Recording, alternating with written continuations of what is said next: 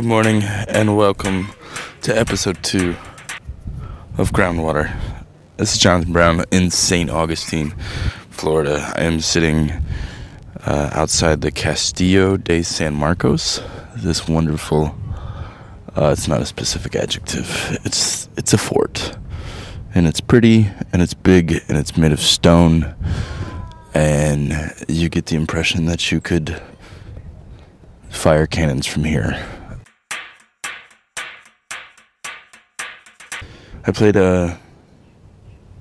Shanghai Nobbies last night, and it was punk rock in the best ways. And thank you, Richard LePere, for setting that up for me. I really appreciate you.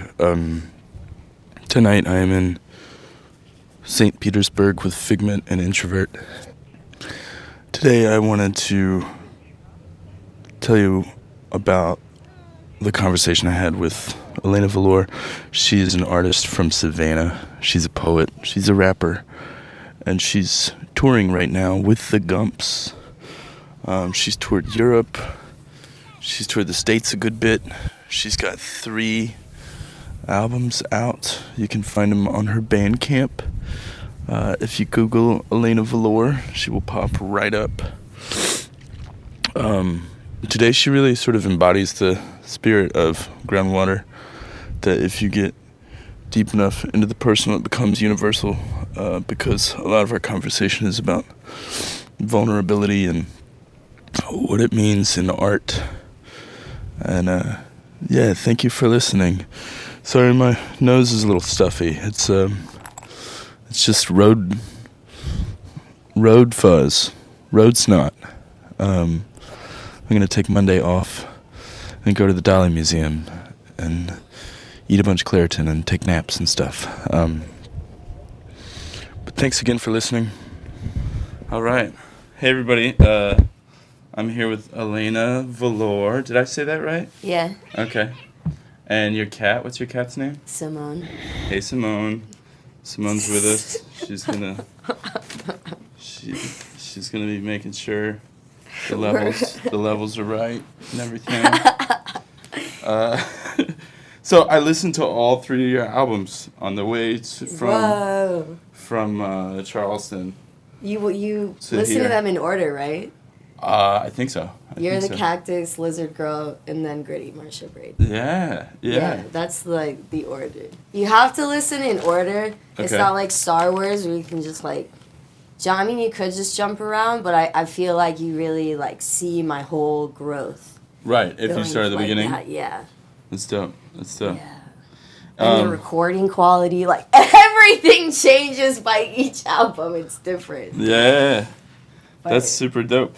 I'm curious about the Who is Marsha Brady, because that's such a specific character, like Marsha Brady. Okay, so I was about to do this show. Yeah. It was like Voodoo Shakedown. This guy Zulu Jones of Zulu Prophet, this local band, he hosts an open mic, and he let me feature and do like a 45-minute set. Yeah. And this guy, I literally went around the whole town. It was a dead night, and I invited everyone on the street. Okay. I was like, hey, I'm about to rap. Like, let's go. And this one dude was like, you look like Marsha Brady. Oh, shit. You're about to rap? And I was like, yeah, dude, like, come through it. And then it's like, he was like, after the show, he's like, you look like Marsha Brady, but you're so gritty. And I was like, yeah dude, like, fuck yeah. And it was funny because I spelled Marsha wrong for the longest time, and I didn't even know I was spelling it wrong. I spelled it Marsha because that's just how it sounds. Right. Okay. But it's Marcia. Okay. And then I was like, yo, fuck the CIA. It's SHA. Okay. It's Marsha Brady. Okay. And I thought about the copyright. Like, I thought about, like, you know, the whole exactly the same. So I was like, it was good that it was kind of, it's just like all came together. And I was like, but that's when I found out that, like, people are listening. Like, I posted on Facebook, I made my profile picture. It's Marsha, fuck the CIA, Marsha Brady. And, like, they wouldn't let me boost the post at all. Because it said fuck the CIA? Because it said fuck the CIA. Oh, my God. Yeah, you don't want the only time I've ever not been able to pay to boost something. Right. I've only done that like maybe 2 times. Yeah. I think it's just a cool tool, but like, yeah. I just don't do that anymore. Yeah. Yeah. It seems a little useless. You never know. Yeah, it does. Like, you don't know if they're actually reaching people. Yeah. Like, it's just all like, fuck that. Like, yeah. Fuck giving Facebook my money. Like, I'm sorry, but like, as much as Facebook is a tool, it's also like, I don't know. Yeah. That's dope. So that that one of your albums has this kind of refrain, and this what you said kind of leads to that. Kill your phone. Yeah. And so what does it look like when you kill your phone? Like, how do you, in today's world, how do you kill your phone? For me, I was in Berlin, and I was jamming with this guy from France who was living in Berlin for a period of time. We were jamming in the park. Okay. And I was singing Kill Your Phone. All right. And this lady stole my phone while I was singing the song. This, like, pickpocketer, like, very pro. She swooped in, just grabbed it. And it was crazy because it was, like, right after that happened, he was like, hey, do you want to play the show with me at this house downtown? And I was like, fuck yeah. He's like, you have your phone, right? And I was like, yeah. And I go, and my phone's gone. And I was like, word, you know, like, I guess not. This is it. Like, I asked for it. Like, It was like the Wi-Fi gods answered my prayers. Okay. And my phone was just gone. Because, like, it's hard for me to just, like, stop having it because there's people to hit up about shows. There's this, and that. And then I was like, you know what?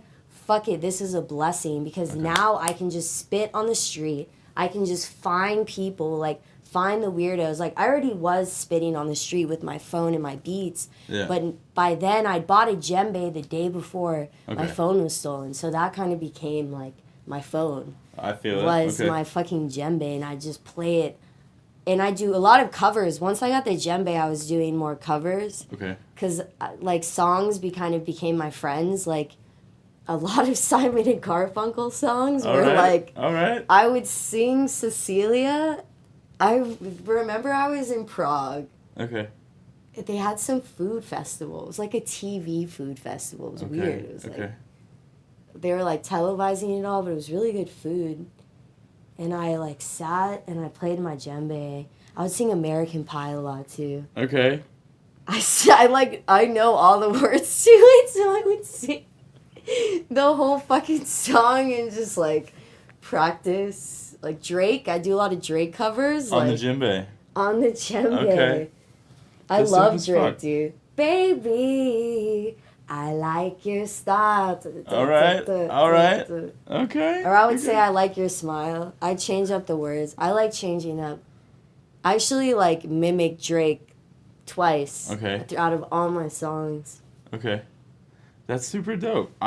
He has this, like, his team, whoever the fuck... Sure. Orchestrates it all. They just because he does. I mean, once you get to that point, you have a team. Yeah. And people like are really sitting there and crafting and really perfecting things and like. Yeah. Sometimes you kind of. People just end up creating for you. I would say like Andy Warhol had people just like printing for him, but he had this vision. I think that's kind of where. It can turn. Artistry can turn is where you become the teacher. You become like... Do you see your own art going in that direction in a couple years? No. Like someone one time was like, you should start ghostwriting. That's where all the money is.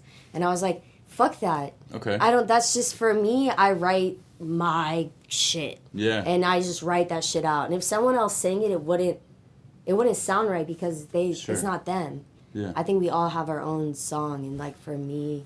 I can write more, like, stripping of myself and make it more, like, a mirror to someone else. I don't know. Like, that's a Milo lyric. It's like... I love it. Well, that's dope. And I like that line. I don't know. That kind of leads me to, like, another question, which, as I was listening to your stuff, I was super moved by how...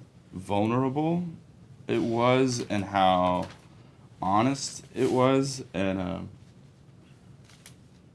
I don't know. I don't even think this is a question, but like your song "Microphone Whore" Yeah. is so vulnerable. And that's like all my demons put to rest in one poem. Yeah. And for the longest time, I mean, I wrote that. That was kind of like when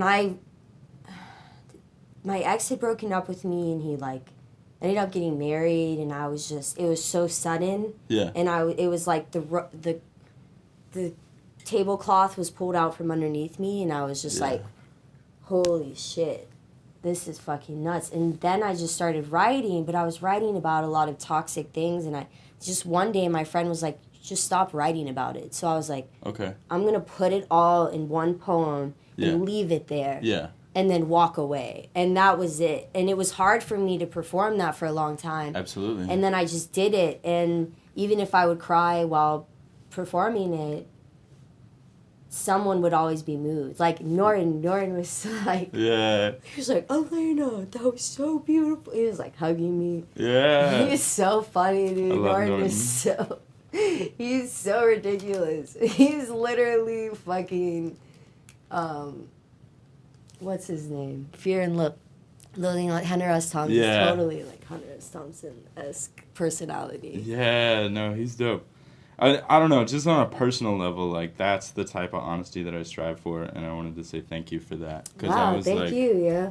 I was... Yeah, I mean, it was hard. Extra moved. I don't say names, but obviously, I mean, people who knew those periods of time knew what I was talking about, you know? Do you struggle with that as far as, like, the idea of turning life into art, and then...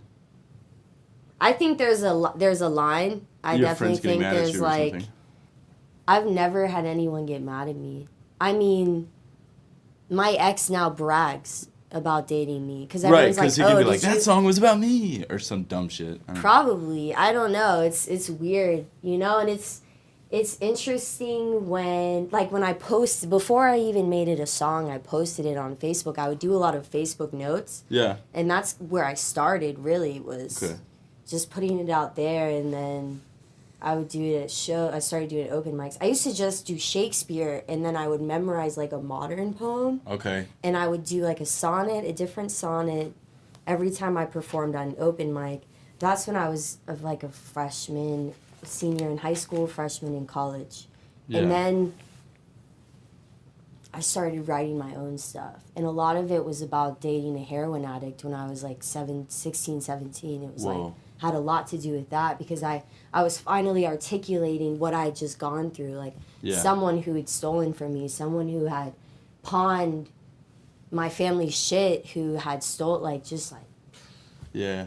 It was fucking nuts because I just knew who he was before heroin. Yeah. And then I saw it's like a complete shift. And when you haven't dealt with someone on drugs before, like in that manner, it can be very like, it can seem normal. It can be like, oh, I know you're gonna come back. Yeah. I know you're just dreaming, right? You're just in a bad nightmare. Like, you're gonna come back. I'll help you get back. And they just don't. And they don't. They don't. They have to do it on their own. And it took me. I finally figured that out. And I talk about that in like Microphone Whore, and just like, you know, how it all goes back to like daddy issues and stuff. And I think everyone has some kind of like parental issue of some sort, no matter what the gender or whatever, like whoever it was. Well, let me ask, going back to the song itself, like, did it achieve your goal of, were you able to like put it all down, let it go, pretty much, and then from then all my poetry was like positive. Oh shit. Always positive. So like, that was, I can't sit down and write something. I can write some pretty sad shit, but it always turns like, it always has some kind of like, although now I'm kind of writing short stories, except they all rhyme. I literally can't stop rhyming now that I've become a rapper. Okay. Which like I thought for a second was a curse, and I was like, fuck it. My friend was like, but they sing, and I was like, oh, okay, that's a nice way to look at it. Yeah. Like short stories that sing. Yeah. So mission accomplished there. That's dope. I mean, I work I think it's interesting your friends were like, stop. Because did you feel like you were like... Stop what? Writing negative shit. Oh, yeah. And did you feel like the catharsis of it sort of before you... Yeah, and it was crazy too because I hadn't finished it, and with every big piece of mine, like super huge piece, I write it all in one sitting. Okay. I don't even really edit things. Like that's just not my creative process. You know, a lot of rappers are meticulous and very like. They have like 5. I mean, I met my idol Kate Tempest. Shit! I love Kate Tempest. Okay. I cried. I cried. She's a big deal. Like a baby, and she hugged me. Okay. And it was fucking beautiful. It was literally the universe, all the stars aligning, and the universe being like, Elaina, I think you're doing something right. Here's your idol's in Paris for one night. Yeah. The last day you're in Europe. Yeah. Like, that was fucking crazy. Madame rap, that's all crazy. But... It's crazy how, like, when you're on the path that you're supposed to be on, all the coincidences in your life sort of organize around you to help you. Everything guides you to that. Like, even if something fails, it's like, wow, this failed so that this could happen. Yeah. And, like, I got to a point, like, when my phone was stolen, it became such a blessing because all of my time was writing. All of my time was... writing directions, just like writing little things and just sitting and watching. Like I did so much people watching. I fucking loved it. It was just nice to have time to just be still and think and not have a schedule and not know what's happening tomorrow and not knowing where I'm going to be tomorrow, but just going there. That was really fucking beautiful. And I just tried to savor all of it, even like the scary moments and the moments where I was like, fuck, how am I going to get money out? I'm in the middle of nowhere, Croatia. The bus just broke down. My luggage with all my merch in it is locked in the fucking bus. I'm just going to fucking get a Heineken with my credit card. Like, of course, everything else is cash, and I spent my last kuna on that bus ride. And it like broke. That was crazy. But then it was just like they fixed the bus and we got to the next destination. So it was fine. Like, and I knew it would be fine. It was just kind of letting go. Yeah. Of having control, like having control. And I forget that sometimes that like life is just like chaotic and you can't control everything and you can't like you don't know what people are going through. Like with booking, it's like. Yeah. It seems like such an easy thing to do, booking a show, but...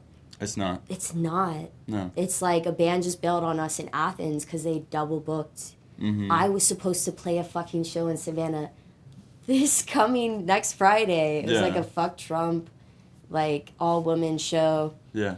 And I realized I'm going to be in Atlanta. I have a show then. Sure. That's our last night of tour. But they totally understood, like, thankfully. Yeah. They were like...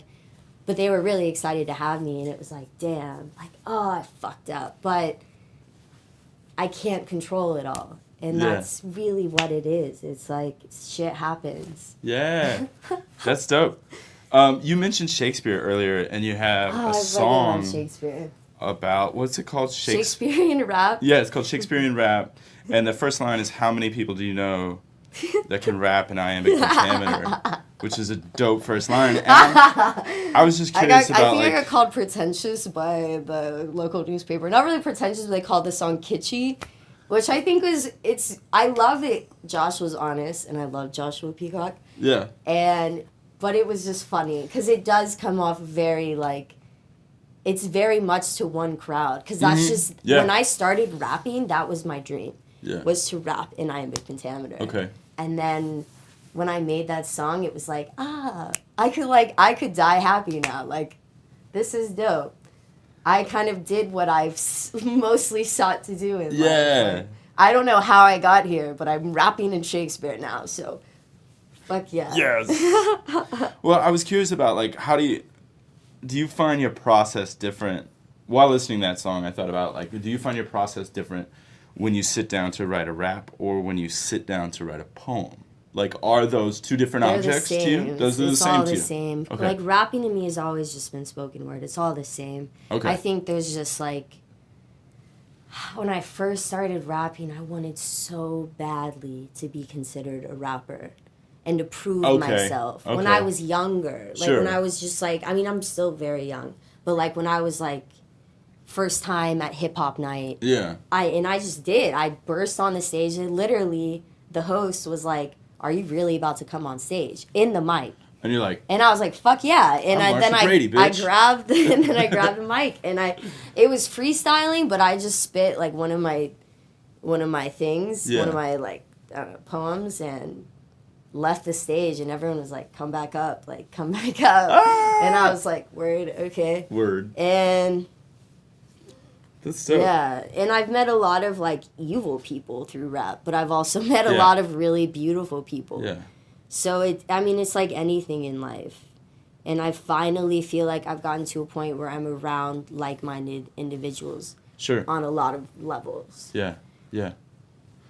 In your song Bubbles, that's like everyone's favorite song. Well, yeah, I mean I love the message of it, and I was curious about if you could speak towards that a little bit. Like, how does one, if you were to treat bubbles like a how-to exercise, like if you were to try and teach me how to bubbles, and for listeners who don't know, like how do we create our own happiness bubble around us?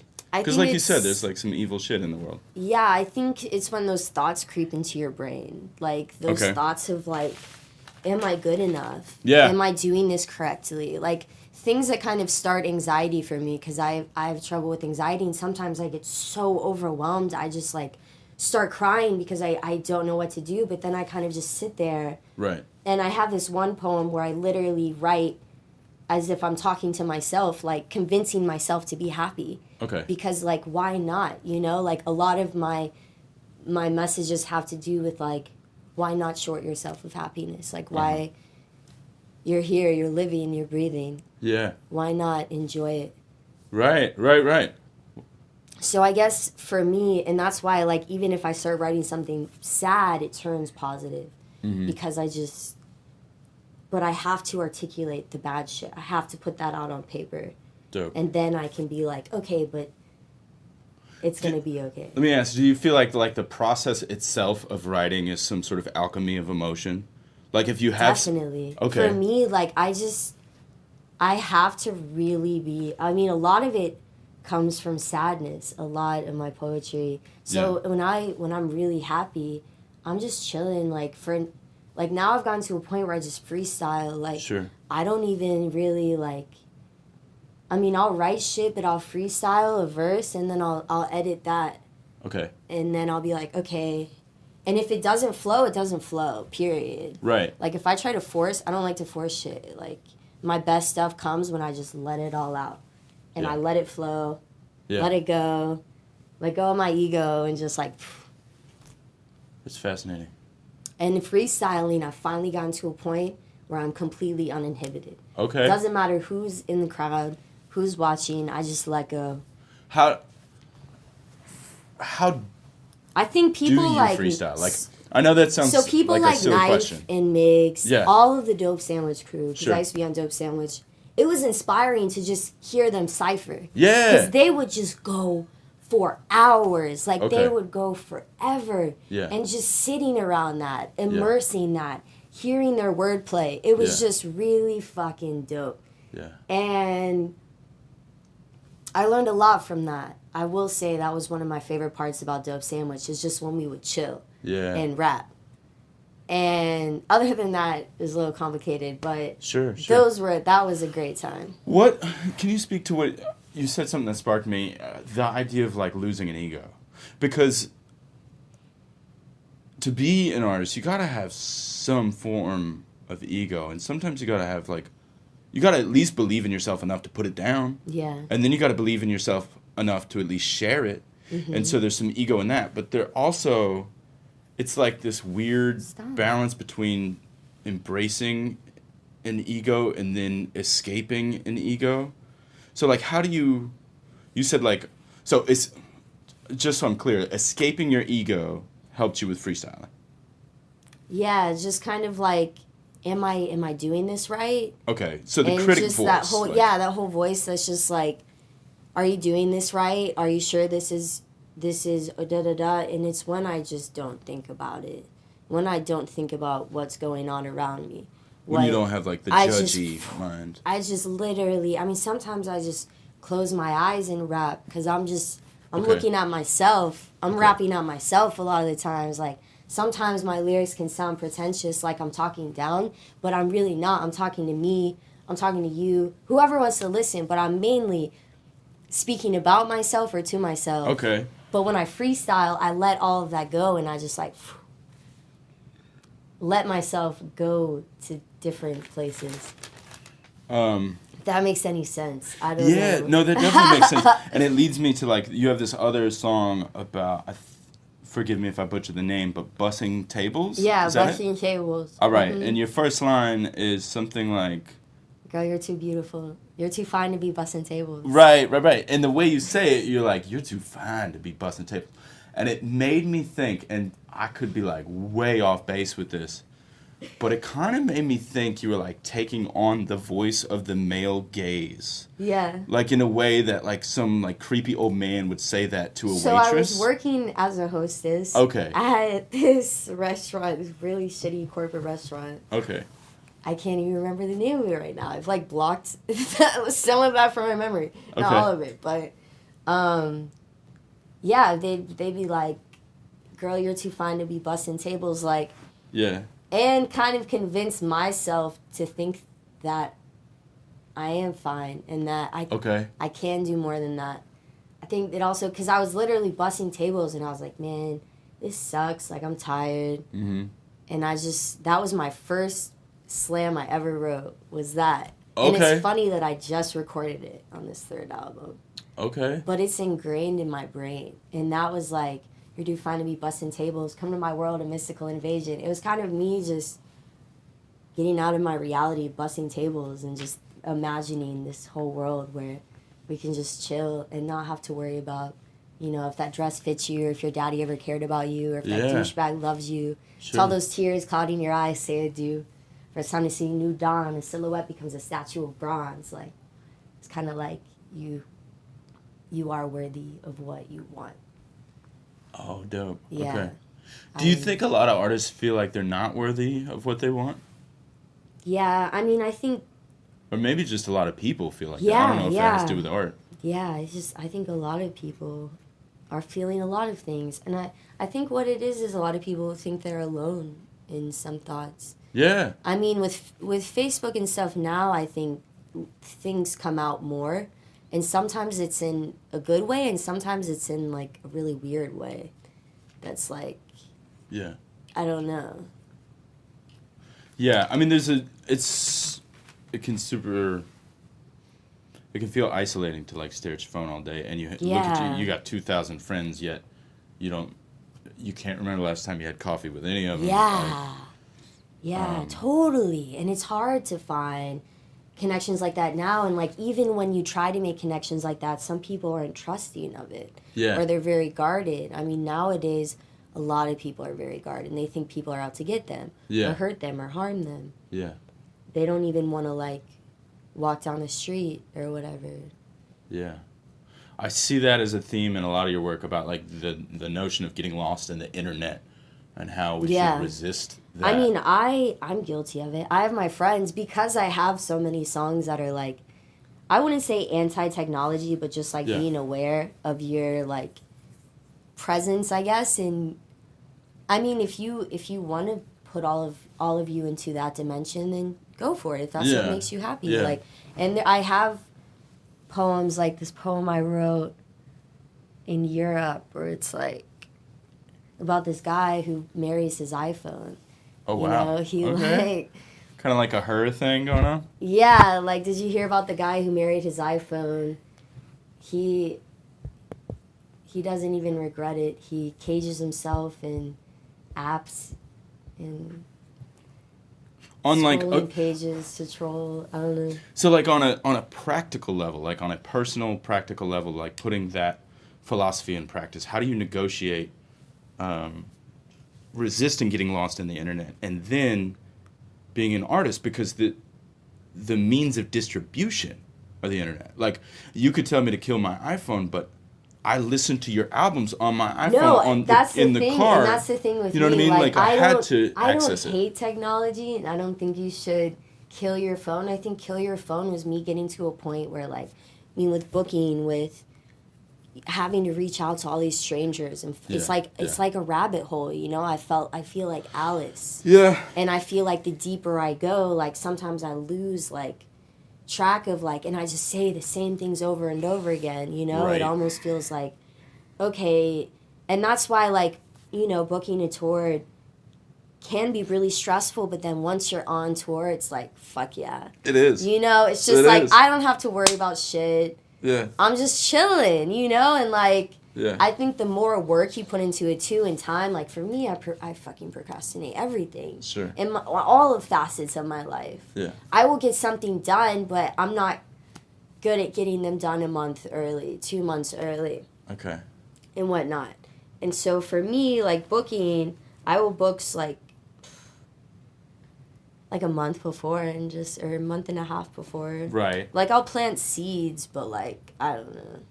I've been trying to get. It's just can be stressful. So I'd like to try. Yeah. To book at least 4 or 5 months in advance. So I'm exactly. doing that with my next one. Yeah, because when you get to that month level, it's like crunch time, and you're kind of just taking whatever's there. Yeah. I wanted to switch subject a little. You have so many like really beautiful, empowering women songs.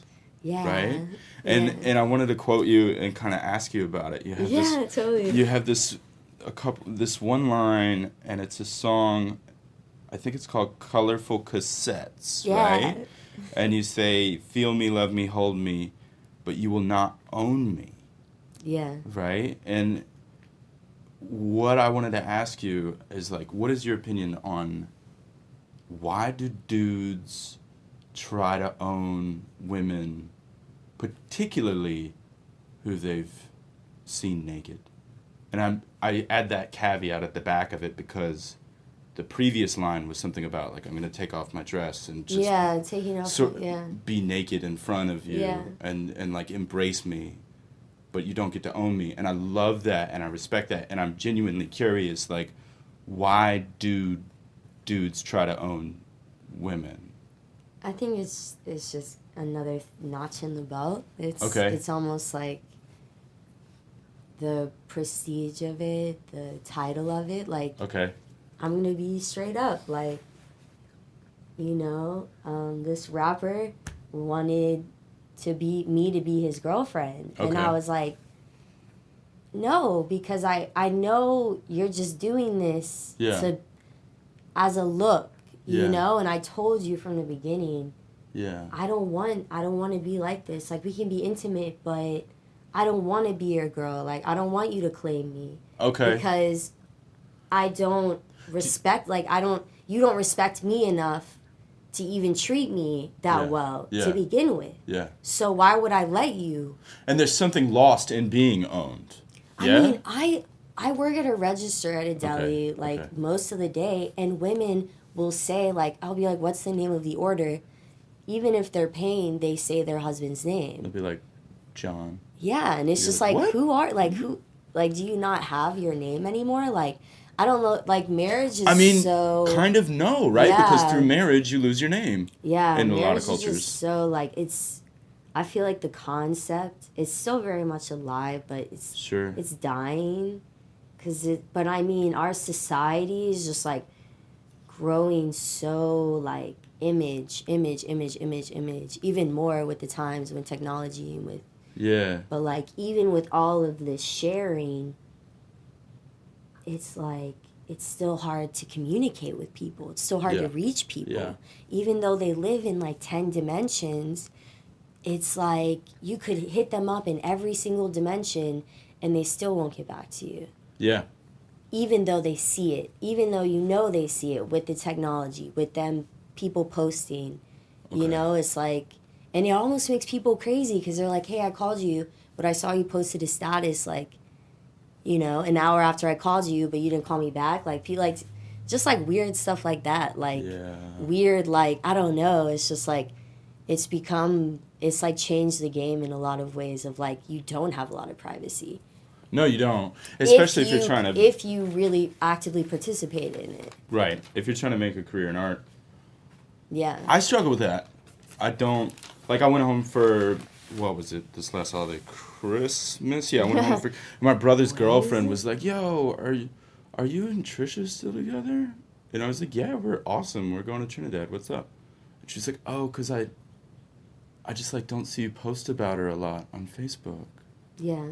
And it never really hit me on a conscious level, but like if I'm doing shows and I'm in Oklahoma City and I connect with an artist and maybe sell some CDs and keep it moving, like I want to make friends with all those people. I think it's nice, but I don't think they need to. You don't have to do it all the time. Yeah. They don't need to see pictures of my girlfriend. Like it's a show homie, you know? Like something about like keeping my personal is really attractive to me. Banksy had this quote that was like, I don't understand why people are so against privacy. It's like a superhuman ability. It's almost like being a superhero. Like, I think Banksy's like the epitome of that, is like... Of privacy and being... Of privacy and no one really knowing who you are. Or what you're doing or what you're going to do next. I think that's what's really cool. I've held off on promoting things as much. Okay. Because I see how, like, I think word of mouth is the best. Yeah, in general. It is. Or in person.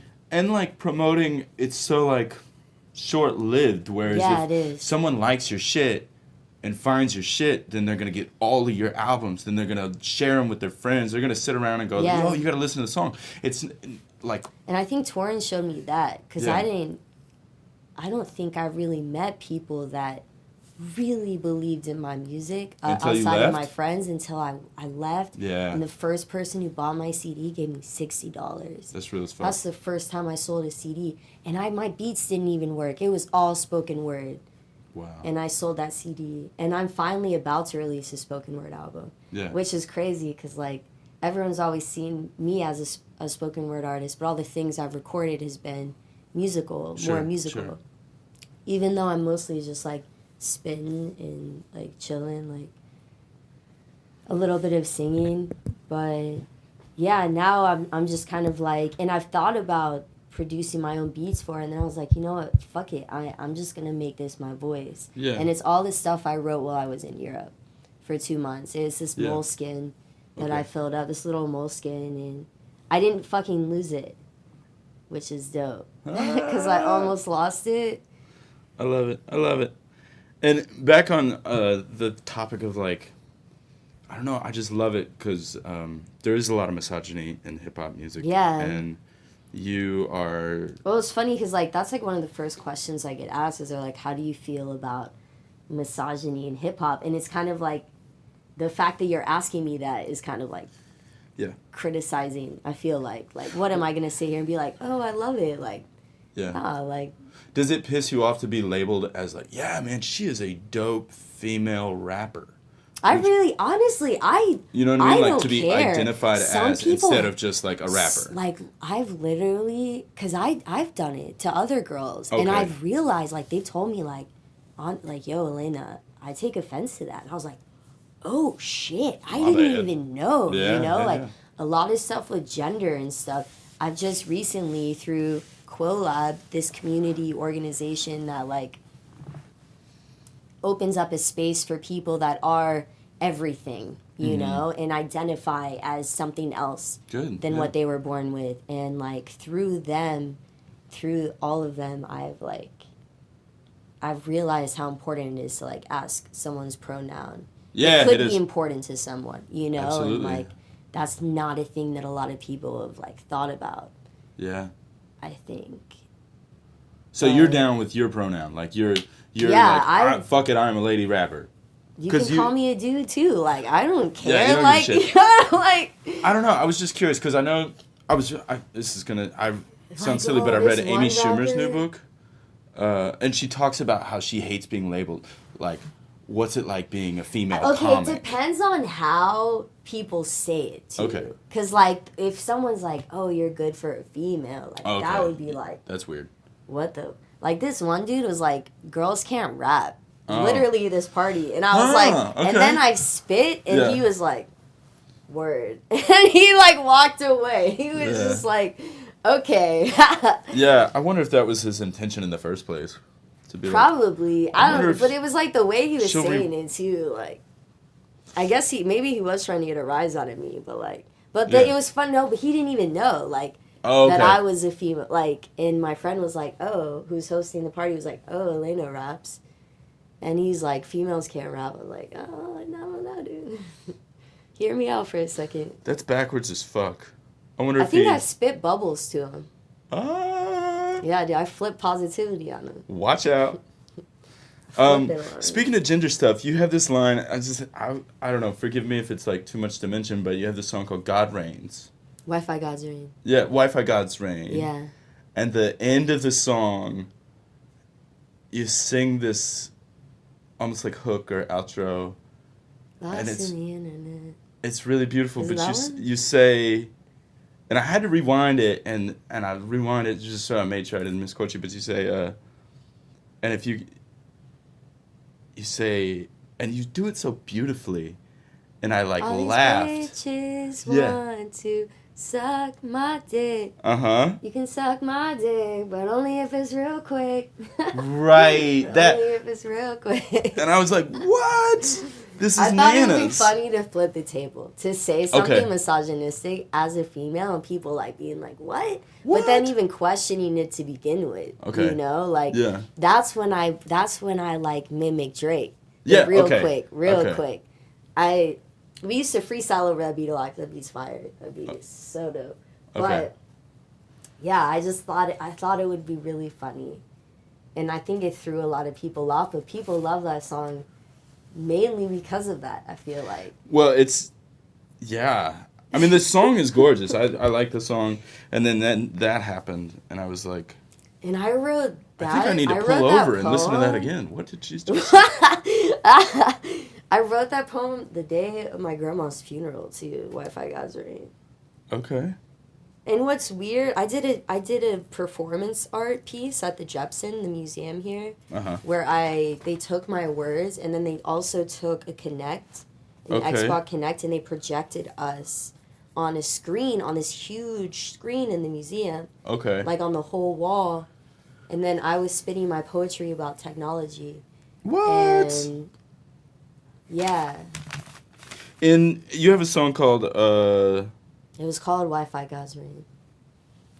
I can't even read my handwriting. Acne scars. Acne scars. Acne scars. I love that song. And you use a very specific term, and I was just curious if you could define it for anybody who doesn't know exactly what that term is. Fuckboys? What is a fuckboy? Oh man, I wish I could call out someone right now and be like, that is an example of a fuckboy. But yeah, what you use it so like confidently, and I thought it's like okay, she knows. So like she knows what a fuckboy is. It's basically someone that just wants to like fuck you. Okay. Like literally, like boys that just want to fuck with you, but not really like. Do you mean metaphorically? Be a friend, you know? They don't really want to be a friend. Okay. They just want to, like, fuck you. And then when they're put in the friend box, they even call it a friend box, and they even consider that relevant. You know, it's kind of like not even thinking about, you just kind of dropped me. Because... But you also disrespected me. I don't know. It's, like, a lot of different things. It's just someone that, like, fucks with you, but not in a good way. Like, it's just, like... Okay. They meddle with your things, they meddle with your life, and not in positive ways. I got you. So, like I wrote that. Like a little troll with a dick. Yeah. Okay. So I was like, fuck boys be hating, I'm dissipating. Like, I'm getting out of here. Yeah. And that poem is about someone who, like, did me wrong. It's like I wish this pain, but yet I still longed for them. And I still was heartbroken, even though I knew it was bad. It was like, I wish this pain in my chest would digress long enough to make some sense. I gave you $1 only to receive 10 cents. I gave you love only to receive dissent. For Christ's sake, can I catch a break? Can I please be immune to this heartache?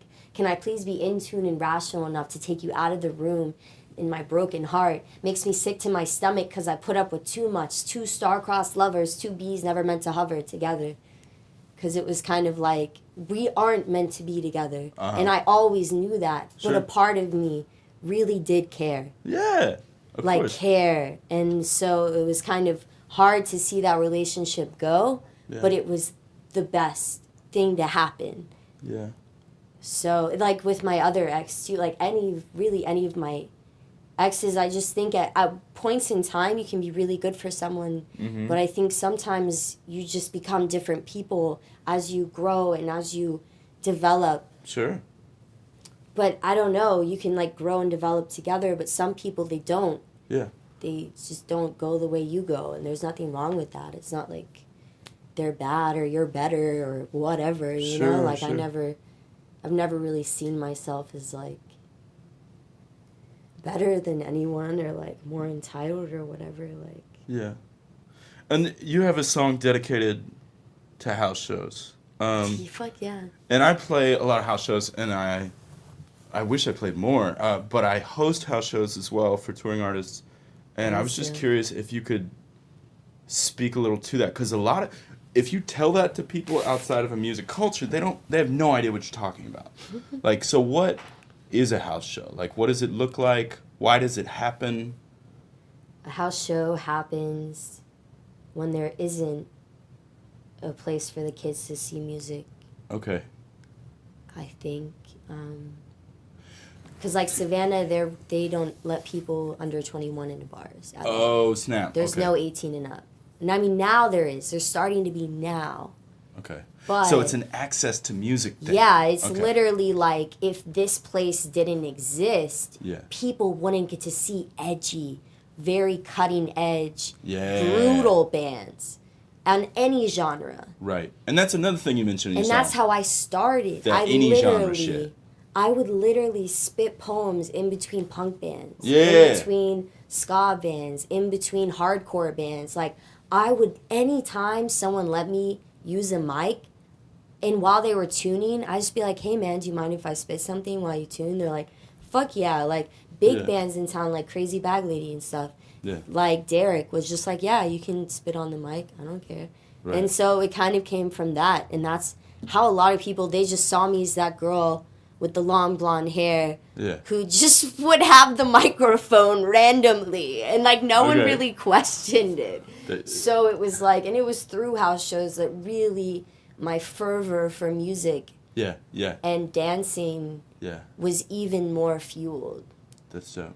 Because I grew up in, like, the rave scene in Atlanta when I was really young. I was, like, using fake IDs to pretend I was 18. I was just, like, but I was, like, 14 trying to, like, get into these clubs in Atlanta. Yeah. Where, like, there are crazy, crazy amounts of drugs and crazy amounts of, like, just a lot of fake people, too. Like, not to generalize a scene or try to, like, put a stigma on anything, but people who do drugs tend to be more flaky and tend to be more all over the place. Myself included. Yeah. Like, I'm not saying, like, I didn't, but, like, so I had to leave Atlanta, and then in Savannah, I feel like I could finally just relax and figure out who I am outside of all of that shit. Okay. All of that craziness. It was kind of like my life went from chaos, being an alcoholic, getting out of probation for my fucking drug charge, you know, like being raped, my like parents getting divorced, like it all happening in 1 year. It was like, whoa. I just had to leave Atlanta. Yeah. And so I did. And that was it. I don't know. Yeah. I like still can go back to Atlanta, but it's harder for me to like, it's still hard for me to like live there. No doubt. Towns can feel like X's. You can just feel, you can just feel things when you walk down a certain street and like weird memories. Yeah. I know exactly what you're talking about because I just left Charleston. So I have two last questions. First off, what is... I'm fascinated by this question. What's your biggest fear? Like, what is your most tangible fear? As a human or as an artist or however you take the question. I think one of my biggest fears throughout my life is someone bailing on me. A lot of people have just left me. Okay. Like, you're a slut. I can't deal with you. Or like, yeah. You know, like, I mean, that's definitely a fear. But I never stop loving. As many people who've, like, fucked me over, like, I keep loving despite it, you know? And I still love those people. I just can't love them the same way. Yeah. And it's hard. It took me a long time to, like, figure out that, like, I have to love these people from afar unless they change. Because, like, it just hurts me too much. And it brings me down, you know? Like, when I'm constantly being manipulated, constantly being this or that, you know? So I think looking out for myself, sometimes I forget to take care of myself. Yeah. But I do it, you know? Like, I get things done eventually. And I think using people that have doubted me, like, I love it when people doubt me. I fucking love it. Because I love proving people wrong. Like, fuck you, I can do this. Yeah. You know, like, despite what people have said. Like, and I think I used to take things to heart. Like, I used to do theater a lot. And it was, rejection is something that I always had trouble with. But I was always, like, the larger-than-life character. But no one really took me seriously. And so I finally started to take myself seriously, and then I just didn't turn back. It was kind of like, I can't do this. I'm just going to keep going. I'm going to keep grinding. Like, even if someone calls me unprofessional, if they, whatever, like, I've had so many people talk bad about me, bash me, and despite all of that shit, you know, like, that's like my song, Darling. People will smile in your face and then spit on your name when they can't physically see you. They will contort and misconstrue news, but you know what you need to do? Keep uplifting with no hesitation. Position yourself with liaisons. The moment you think you're completely shattered and tarred, and yet still keep going is when the real magic happens. Life has a funny way of being bliss and piss within the same moments. Experience it and savor it. Dwell within the nooks and crannies of this time and space. I don't believe we need to be in a certain place in order to taste bliss. I'm gonna dwell in love and not resist. Intuition has gotten me far. There's not much difference between velvet and velour, so let's sit and chit-chat about the spiritual faucets. Turn off our phones and turn on our minds for just a second. Yeah. See, poems always make me feel better, too. Yeah. They always calm me down. Like, if I ever get overwhelmed. See, I cry a lot too. Yeah. Dude, I gotta tell you, I so, like, respect and admire your vulnerability. I think. Thank you. That's really sweet to hear, because I don't know, sometimes a lot of people see it as like a weakness, you know? Fuck that. It takes courage. It takes courage. It takes no courage to be closed off and cynical. It takes all the courage in the world to love even when someone kicks you in the face and treats you bad. Mm-hmm. That's courage. Yeah. And so I think so too. You know, I've toured with people who legit, I mean, I don't think the only artist I've ever met, other than like you, is my boy Kuna Bear. He will uplift to no end. He produced a lot of your stuff. Yeah, right? He's produced a few things. Ah. I mean, I've had producers. Did he do Bubbles? No, that was Dirty D's. Okay. He's from Atlanta, so he's an interesting relationship. All right. Because we've worked together a lot, and you know, I've even paid him because I've used so many beats. You know, like. But we've never been able to be friends. I even booked him for a show, and he never showed up. Oh. So I've never really gotten to hang out with him. Okay. And he's liked some of the songs, but he won't even like all the songs that he's produced that I've spit on. Huh. So, and he's definitely a different kind of, he's more of like what I used to be when I lived in Kennesaw, you know, like, but he produces amazing beats. And I think now he's a little more grounded, but he definitely, it was about like, a lot of his rapping, it was about like drugs and stuff. And I think we were just different wavelengths. So he could appreciate my stuff, but he wasn't really promoting it. Yeah. You know? That's and fair. so then I met Vinay, and he was the first person that really, we would sit down and just, he would make the beat around my voice. Yeah. And he would really sit down and take the time to do that. I think it's really, really cool. I love meeting new producers. I love working with new producers. Sometimes it doesn't work out, you know? Yeah. Maybe you only are supposed to do a song together because you find out your dynamic isn't really the same. But Sure. I love giving people artistic freedom. I love being a catalyst in some way. I think that's really what I'm here for, is to be a launching pad in some way or another. And I love seeing my friends thrive. I love seeing them do well, you know? Like, it's just really dope. Like this open mic I've started, that's always been my dream. Like I love seeing people perform for the first time and seeing like the smile, and like my best friend perform for the first time last night in front of people, and I've been listening to her play music for years. Okay. So that was so awesome, because I know how long she's been wanting to do this, and she's like, through you, I believe I can do it. Yeah. And that's so beautiful. Like, that's extra dope.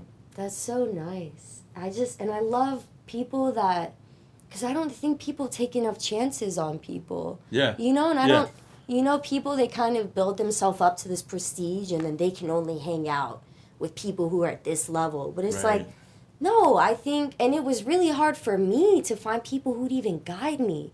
And so I had to figure it out myself, because otherwise it wouldn't happen. Exactly. But it's nice to have a teacher. It's nice to have like some form of guidance that's positive and that's not bringing you down or saying negative things or abusive, weird things. You know, like, I don't know. Sometimes when you're like new in the music world, it can feel like everybody else knows the secret. Yeah. And you keep asking, hey, what's the secret?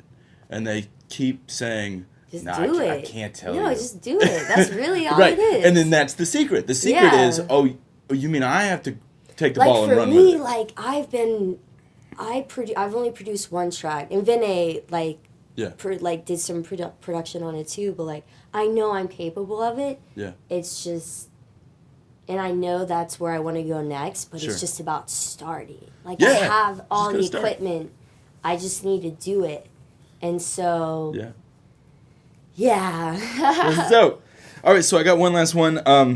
I like to ask this question because it fascinates me. I asked you what your biggest, most tangible fear was, now I'm interested in what is the opposite of that for you. Like, what does it look like when Valore is? So my ultimate goal, I think, is I want to travel, and I want to talk about sex, and I want to talk about drugs. Okay. But I want to, because I am very vulnerable about things. I want to be able to be vulnerable to people who might need it, who might need to hear, you know, I've been through this, and I've seen that, and I've done that, but I still love myself despite that. Yeah. And showing them that you are worth it.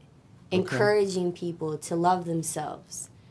I mean, it's not just about sex and drugs. It's ultimately about helping people love themselves despite the fact that they've done all this shit. Like, so what if you fucked over 100 dudes? Yeah. You know, so what? You know, like, it's just, you can create every moment that's next. Yeah. You can keep being hateful. You can keep doing this or that, but, like, or you could do this, you know? It's just, like, I don't know. It's just every day's a choice. Every moment's a choice to be who you want to be and do what you want to do, you know? And I don't know.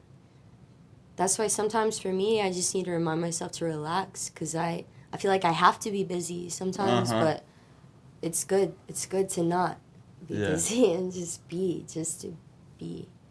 Yeah. Not do anything. Just relax. I'm working on that. I don't know how to. I don't know how to do that. I don't know how to do that. Yeah, dude. I mean, it's crazy because people are like, "How do you do this?" I'm like, "You message a lot of people. You just never fucking stop. That's the answer. You just keep going." And it seems crazy, and your inbox looks like you're really popular, but it's really just you messaging other people with no response. Yeah. It's a lot of like literally this old dude who's been in the game he books at the Fox Theater in Atlanta. Whoa. Was asking me for booking tutorials. Was asking me how to book. What the fuck? I'm 22, okay? Right.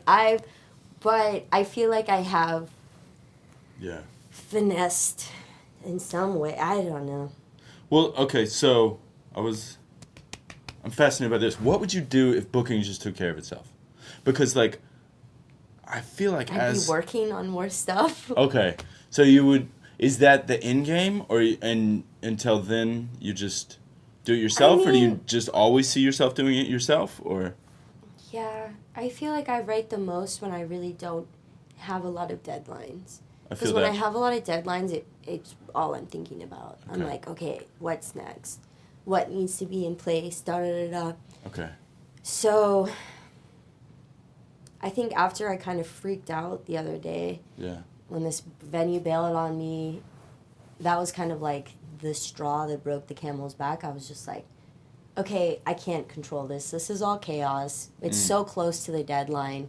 Why even worry anymore? Like, why not just appreciate the fact that we've booked 6 out of 8 days or whatever, 7 out of 9. I don't even know how many days it is. But, yeah, it's just like being appreciative that we even have this many shows. It's exactly. The stage is my happy place, and as long as I'm there, no matter how many people are there, no matter who's there, like, I'm gonna have a good time. Yeah. I've had performances where I've like straight up cried because it is cathartic for me. It is like a release, and it feels so good sometimes because it's like I needed to hear that, or I needed to get that out. So I don't know. Yeah. Well, I look forward to hearing you tonight. Yes. I look forward to sharing the stage with you. It's gonna be a good time. I finally get to see you live, too. What? I'll never forget Norton talking about it. He was like, I met this guy. He was so amazing. It's like, word, dude, I was supposed to play. And he's like, oh, my God. Because he was like, you should have, played. You should have been there. Because he was trying to get me to play, too. And I was like, dude, I have a project or something. But... Yeah. It's all going to happen tonight. Is there anything you want to let anybody know about before we go? Do you got anything coming up? Anything you're working on? Anything you're releasing? If you ever need merch? help booking a show in Savannah, hit me up. Okay, Elaina cool. Valore. If you... How do we find you online? So, Lady Valore. Okay. L-A-D-Y, Lady. V-A-L-O-R-E. Valor. It's kind of like Valor with an E at the end. Like the Pokemon team, but with an E at the end. Or like folklore, but I'm real, you know? Like... Valore, folklore. Yeah. I have so many... My name is Valore. I have rhymes galore. That will help you soar and explore life with purpose. It's kind of like my whole shtick. All right. Elevator speech. I love it. Yeah, I don't know. If you like weird raps, check me out. All right. And be on the lookout. As soon as the artwork is ready, I'll have my spoken word album out. And I think I might sell some demos on tour. Dope. So I think I might just do that. Well, it's been a pleasure. This is us signing off.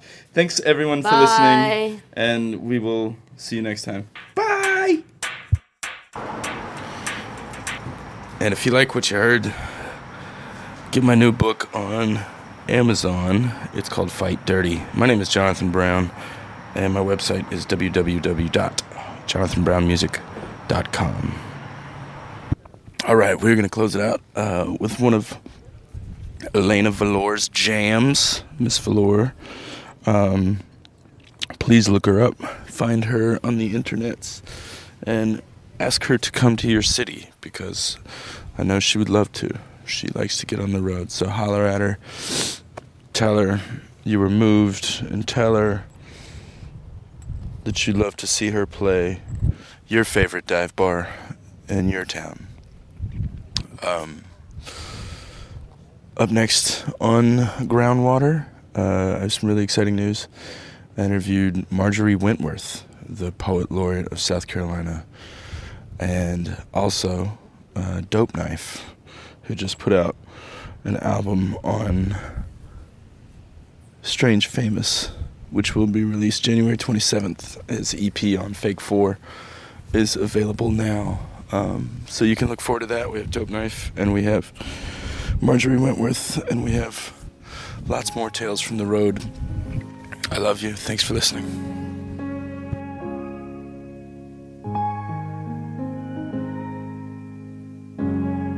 I keep myself inside this bubble, a psychological shield that keeps away the trouble. The negativity, jealousy, tormenting, hating. People that want to take my happiness like some greedy bastard who needs a fix. It's like they're transfixed on darkness. I don't know why, but they try on the daily to steal my gaiety. That's why I have my bubble.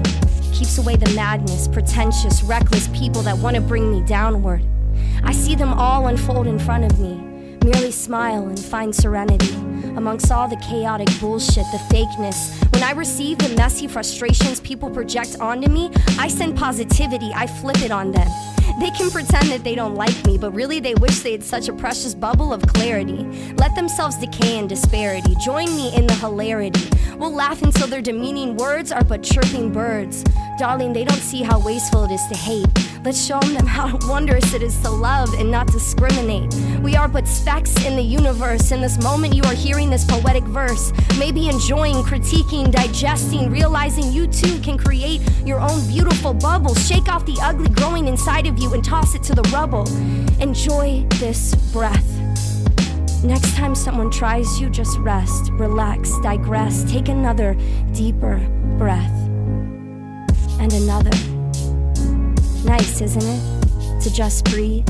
So nice, in fact, you've forgotten why someone made you grieve. Can you feel the relief? You let the bullshit bypass no one. Can you read my lips? No one can take your precious bubble of happiness.